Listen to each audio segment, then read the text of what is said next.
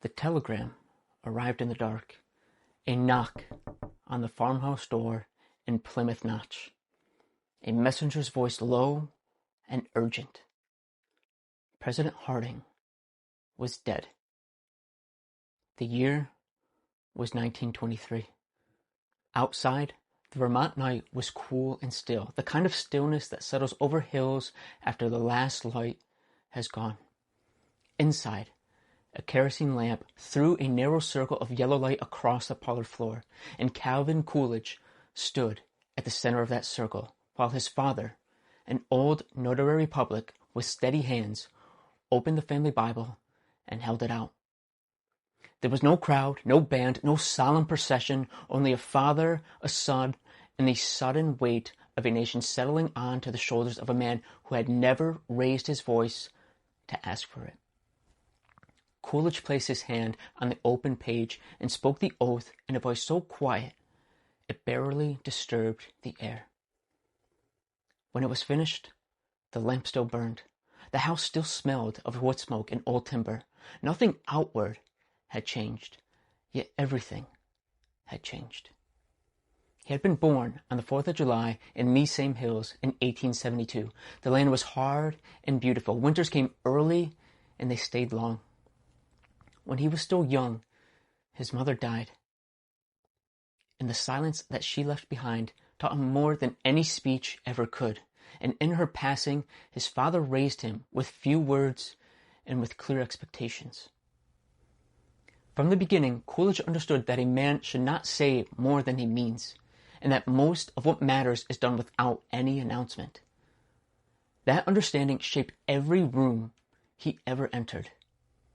As governor of Massachusetts, he had already shown the country the iron inside his quiet demeanor. When the Boston police abandoned their post in 1919 and the city teetered toward disorder, Coolidge did not negotiate with chaos. He stood in the center of it, and he said, "There is no right to strike against the public safety by anybody, anywhere, anytime." The sentence was plain, almost severe, yet it carried the force of a man who had decided that some lines cannot be moved. Order returned. The nation, restless and uncertain after the war, looked at the spare Vermonter and saw something it had nearly forgotten. A leader who did not need to be loud or strong. Now, the presidency had found him in the night. He entered the White House the way a careful man enters a house that has been left in disorder.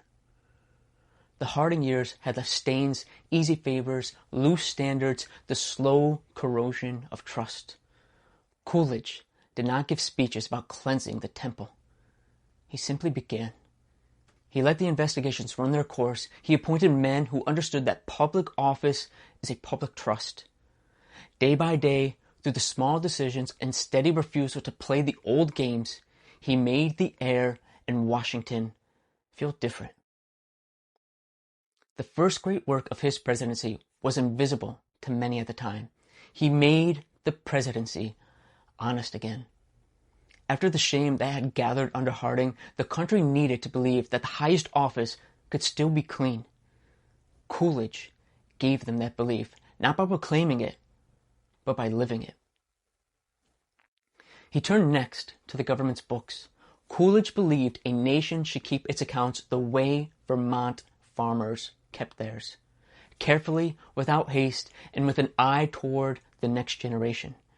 He kept Andrew Mellon at the Treasury and pressed the work of lowering tax rates so that people might keep more of what they actually earned. At the same time, he cut spending with a relentless, almost severe attention. Year after year, the budget produced a surplus. The national debt, swollen by war, began to shrink. These were not abstract numbers. They meant that the federal hand rested more lightly on ordinary lives. A man working in a factory or on a farm could feel, in the money left in their pocket and the quieter presence of government, that something had shifted. The second great work was this. Coolidge made the government live within its means. And the third was the flourishing that followed. As the federal government stepped back, the American people stepped forward. Unemployment fell to levels that seemed almost impossible. Real wages rose. New industries took root, and they spread. The prosperity in the mid-1920s was not engineered in Washington. It was released there. Coolidge understood a truth the progressive years had begun to obscure: that free men and women, under a limited constitution, would build more abundance than any plan designed by experts ever could. He refused to take credit for what the people themselves accomplished once the state stopped crowding them. The quiet president simply held the space open, and he let the people work. The fourth work concerned the boundaries of the nation itself. In 1924, Coolidge signed the Immigration Act that established a national orange quotas. He believed a self-governing people must have the right to decide who joins them and in what measure, so that the wages of their workers and the character of their communities might be preserved. The decision was firm, controversial even then, and rooted in his deeper conviction that ordinary liberty requires a coherent people capable of sustaining it. Through all these years, the man himself remained almost painfully still. Reporters called him Silent Cal and made jokes about his reluctance to speak. Yet those who watched closely saw a consistent philosophy lived out in real time. Government should be small enough that citizens do not feel its weight, honest enough that they can trust it, and strong enough to protect the conditions of freedom. Once, when pressed, he said, "The business of America is business." He did not mean that money is the highest good.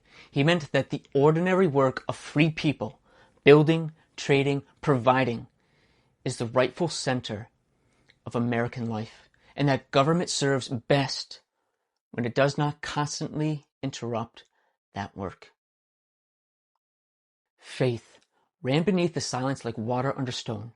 Coolidge was a Congregationalist who attended church without display and spoke, when he spoke of such things, of providence and the moral requirements of self-government. He knew that a constitution cannot save a people who abandoned character. Liberty requires virtue, and limited government requires citizens able to govern themselves. In the summer of 1924, the quiet White House was broken open by grief. His youngest son, Calvin Jr., just 16 years old, developed a blister while playing tennis on the White House grounds. The infection from it moved quickly, and within days, his son had passed. Coolidge carried the loss like a stone in his chest. Those who knew him best said something within him never fully returned. Still, he rose each morning. Still, he did the work of the office. The restraint that had always marked him now carried the additional weight of a father who had buried his son and refused to let the private agony disorder the public trust. In 1927, he announced, with the same brevity that had defined him, "I do not choose to run for president in 1928. He left the White House in March of 1929 with the government's finances restored, the nation's prosperity still strong, and his own reputation for integrity untouched by scandal. He had not tried to remake America. He had tried to steady it. Calvin Coolidge stands as a reminder that restraint can be a form of courage, that silence can carry more force than noise, and that the American experiment still depends on leaders who know both the limits of power and the necessity of character. In an age that often confuses motion with progress and volume with strength, his life points back to an older conviction, that the greatness of the nation rests first in its people and only secondarily in its government. The quiet man from Vermont did not fill the stage. He cleared it so that the American people could do what they have always done best when left free under God and under law. This is the story of Calvin Coolidge. This is faith and freedom. Thank you so much for watching. God bless you. God bless the United States of America. Bye for now.